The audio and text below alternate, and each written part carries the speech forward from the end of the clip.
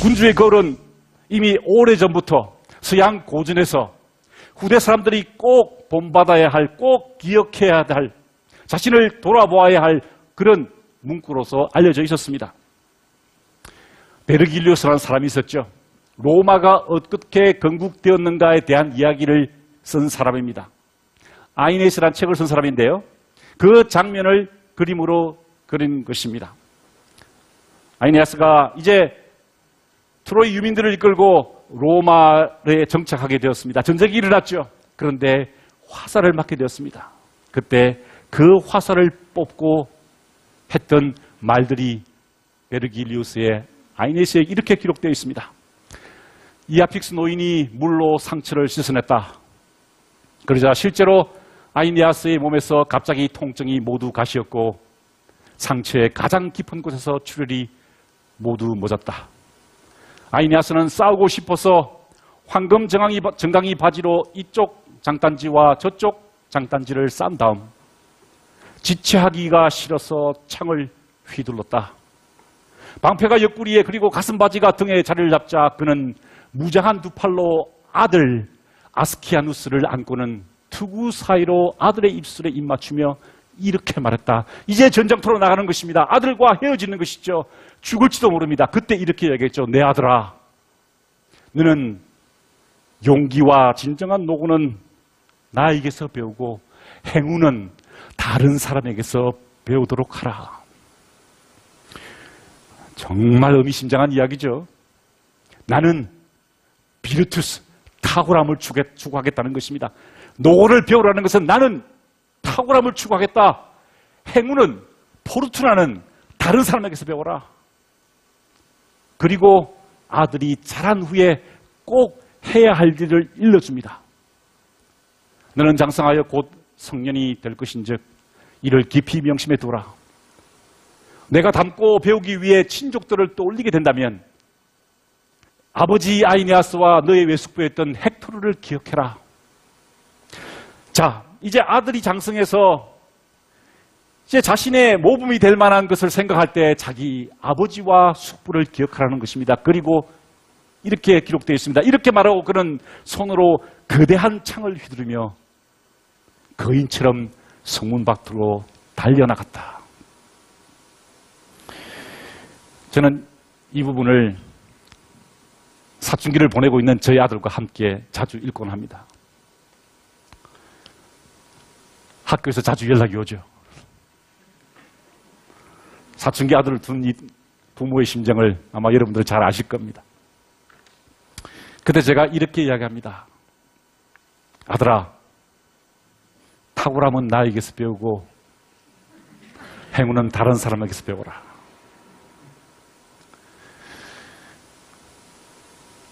여러분, 얼마나 많은 이 땅의 아버지들이 자신은 난장이처럼 살면서 아들 보고는 거인처럼 살라고 합니까? 아버지가 먼저 거인처럼 살면 아들은 당연히 거인의 발자국을 따라가게 돼 있죠. 군주의 거울을 바라보면서 아버지를 닮아가게 되는 것입니다. 두 번째 군주의 거울, 아마 제가 조사한 바로는 이 거울이라는 단어를 최초로 사용한 사람인 것 같습니다. 플루타르코스입니다. 이 사람은 로마 시대에 활동했던, 기원 후 120년경에 활동했던, 그러니까 로마 제국이 가장 전성기에 있었던 트라이아누스 황제 시대의 철학자 사상가였습니다. 이 사람은 델포이에서 신탁을 하는 사제였는데요. 이분의 선책 여러분 잘 아실 겁니다. 영웅전이죠. 또 한 선책이 모랄리아, 도덕에 대한 교훈입니다. 거기에 이런 표현이 있습니다. 탁월함을 추구하는 사람은 이미 어떤 사업을 하거나 관직에 취임하거나 행운을 잡거나 했을 때 자기들 눈앞에 펼쳐진 현재나 과거의 선인들을 놓고 깊이 성찰하는 한결같은 습관을 가졌다네. 어떤 지위에 오른 사람은, 리더십의 포지션에 오른 사람은 과거의 선인들을 놓고 깊이 성찰해야 한다는 것입니다. 이 경우 플라톤은 어떻게 행동했을까? 리쿠르고스나 아게실라우스라면 이 사람들은 스파르타의 입법자 장군이었죠. 이 상황이라면 리쿠르고스나 아게실라우스가 어떻게 행동했을까? 그렇게 과거를 돌아보아야 한다는 것입니다. 과거의 군주의 모습을 바라보면서 자기 자신의 모습을 바라보아야 한다는 것이죠. 이와 같은 거울들 앞에서 그들은 자신의 현재의 모습을 고치고 언행을 삼가고 욕망을 자제하게 된다네라고 기록했습니다. 어떻게 보면은 아마 군주의 거울의 최초의 언급이 아닐까 생각할 수 있습니다. 세 번째, 군주의 거울. 아니, 군주의 거울 장르를 대표하는 책을 쓴 사람이 있습니다. 군주론의 저자 마키아벨리죠. 이 사람은 군주의 거울을 대표하는 군주론을 썼을 뿐만 아니라 자기 스스로 자기가 어려움에 처해 있을 때, 자기가 좌절하고 있을 때 과거의 현인들과 과거에 탁월했던 리더들을 함께 읽고 생각하고 대화하면서 자신의 시대를 헤쳐나가게 되죠. 1513년에 그가 쓴 편지입니다.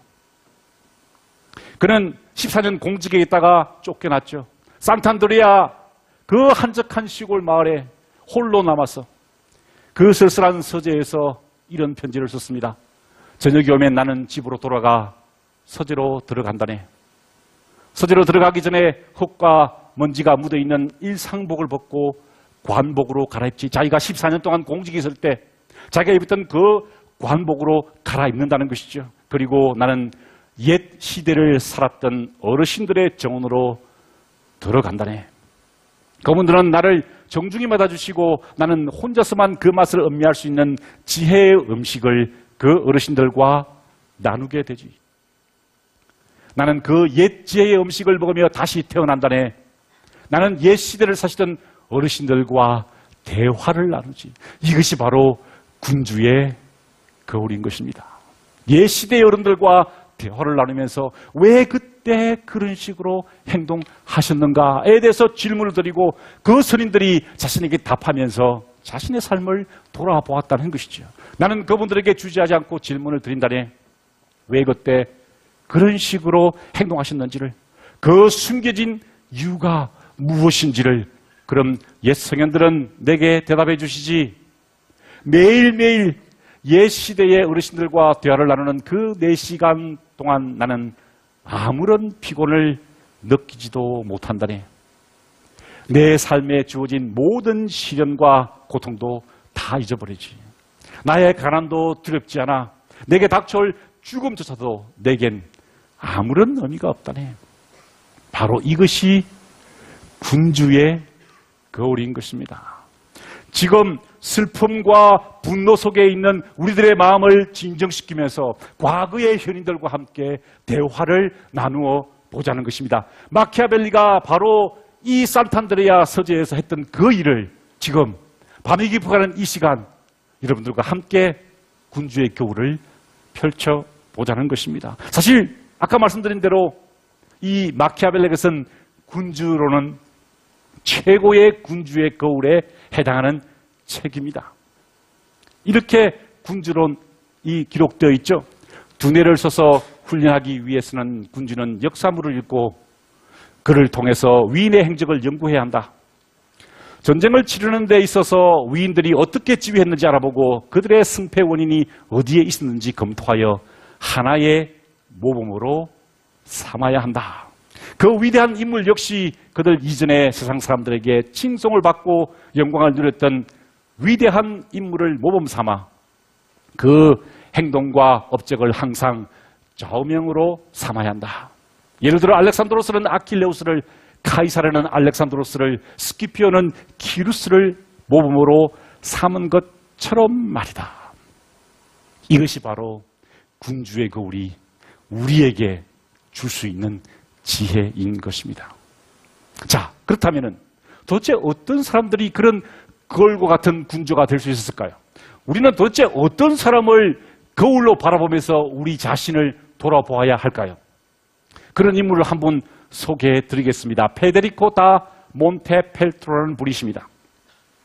이 페데리코 다 몬테펠트로 부부의 조상인데요.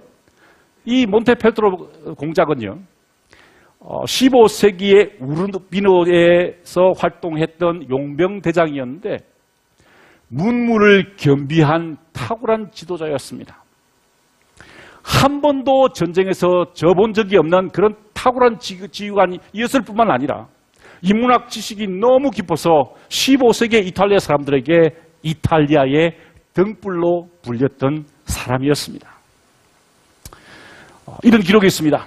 이탈리아의 등불로 불렸던 페데리코 공작을 통해서 훌륭한 리더, 훌륭한 통치자의 전형을 엿볼 수 있다. 페데리코 공작이 갖춘 고귀한 인품과 뛰어난 군사 기술을 입증할 수 있는 신빙성 있는 증인들이 오늘날도 많이 생존해 있다. 페데리코 공작은 사려 깊은 성격, 자비로운 인간성, 공명정대함, 굴복하지 않는 정신력을 자랑했다.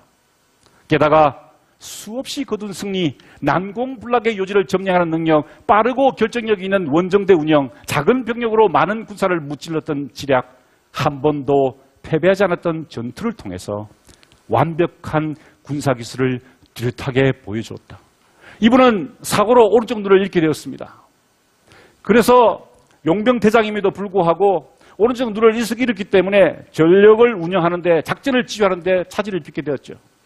그러자 이분은 오른쪽 시야를 확보하기 위해서, 왼쪽 눈의 시야를 더 확보하기 위해서 높았던 콧대를 잘라버렸죠.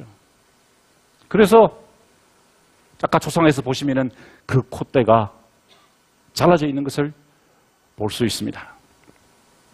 여기에서도 자세히 보시면은 저 공작의 콧대가 잘라져 있던 것을 볼 수 있죠.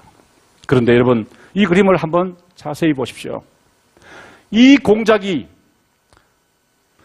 이탈리아 최고의 무장이었던 이 페데리코 공작이 지금 무엇을 하고 있습니까? 책을 읽고 있죠.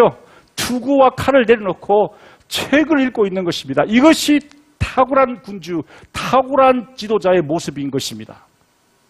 늘 책과 가까이 하며 과거의 지혜를 통해서 지금의 자신을 돌아보고 탁월한 리더십을 발휘했다는 것입니다. 자, 그렇다면 이 페데리코 같은 공작들이 어떤 책을 읽었을까요?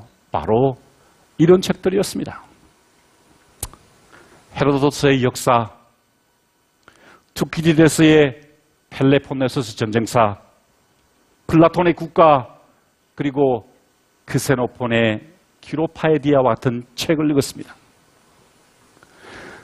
이런 그리스 고전을 읽으면서 페데리코 공작은 자신을 돌아보고 미래를 내다봤으며 자기를 믿고 따라오던 백성들을 이끌었던 것입니다.